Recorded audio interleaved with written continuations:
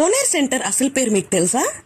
November 1864లో బందర్లో వచ్చిన ఉప్పెనకి 30,000 మంది ప్రాణాలు కోల్పోయారు. ఈ ఉప్పెన వల్ల ప్రాంతంలోని నూతులు, చెరువులు ఉప్పుమయం కావడంతో జిల్లా ప్రధాన కేంద్రాన్ని బందర్ పట్టణం నుండి గుంటూరుకి మార్చాలని బ్రిటిష్ వారు భావించారు. ఆనాటి బ్రిటిష్ కలెక్టర్ టాన్ హిల్ చొరవ చూపటంతో సుమారు 40,000 రూపాయలు సేకరించి 1869లో పట్నంలో బొడ్రాయిగా ఉన్న ప్రాంతంలో ఒక పెద్ద కోనేరు తవ్వించి నాగులేరు కాలువ నుండి తాగునీటిని కోనేరుకు మళ్లించి ప్రజల దాహాన్ని తీర్చారు. స్వాతంత్ర్య సమరయోధుడు బాల్ గంగాధర్ తిలక్ గారి పేరు మీద కోనేరు సెంటర్ ను తిలక్ స్క్వేర్ గా పిలిచేవారు. కోనేరు ఏర్పడిన తర్వాత కోనేరు సెంటర్ గా వాడుకలోకి వచ్చింది. నిజానికి 1815లో అప్పటి కలెక్టర్ FW రాబర్ట్సన్ గారి పేరు మీద రాబర్ట్సన్ పేట ఏర్పడింది. జమీందార్ల సహాయంతో ముళ్ల పొదలను తొలగించి వరుసగా ఉండే కొట్లు, వీధుల్ని ఏర్పాటు చేశారు. ఇప్పటికీ ప్రభుత్వ రికార్డులలో కోనేరు సెంటర్ ఆర్ పేట స్క్వేర్ గా నమోదు అయ్యింది.